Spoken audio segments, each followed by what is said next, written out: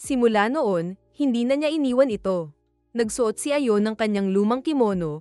Habang gumagalaw ang swamp, tumayo siya sa gilid nito at tumalan sa tubig. Animoy isang pagsasanib sa swamp mismo. Dito napagtanto ni Ginkgo ang tunay na likas na anyo ng swamp. Ito ay isang suika mismo. Hindi lang basta isang mahiwagang tubig, ito ay isang mushi na bumubuhay at bumabalot sa sinumang mahuli sa kanyang alon. Samantala, ikinuwento ni Adashino ang isang alamat na narinig niya mula sa mga mangingisda. Tuwing may malaking bagyo, may isang berdeng nilalang na animoy balyina na lumilitaw mula sa ilog at dumadaloy patungo sa dagat. Pagdating nito sa karagatan, ito ay biglang nawawala, nagkakalat ng berdeng likido sa tubig. Napagtanto nilang si Suika ay may isang huling destinasyon, ang dagat, kung saan ito mamamatay. Agad nilang pinag-aralan ang mga lumang mapa ng ilog at napagtanto na ang swamp ay sinusundan ng isang lumang landas ng tubig.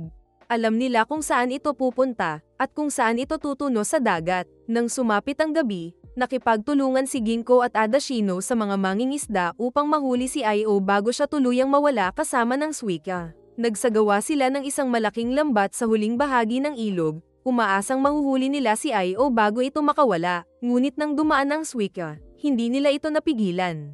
Mabilis itong lumusot, iniwan lamang ang lumang kimono ni Ayo sa kanilang lambat. Kinabukasan, bumalik ang mga isda sa dagat, na animoy nabuhay muli ang ecosystem matapos ang pagkawala ng Suika. Ang mga mangingisda ay nakakahuli na ng maraming isda, tila isang biyaya mula sa mushi na minsang namahay sa tubig. Sa gitna ng kanilang panghuhuli, isang kakaibang bagay ang nahuli sa lambat, isang transparent na babae, si Ayo. Agad siyang dinala ni Ginkgo at Adashino, at sa tulong ng mga halamang gamot at ritual, napanumbalik nila ang kanyang tunay na anyo.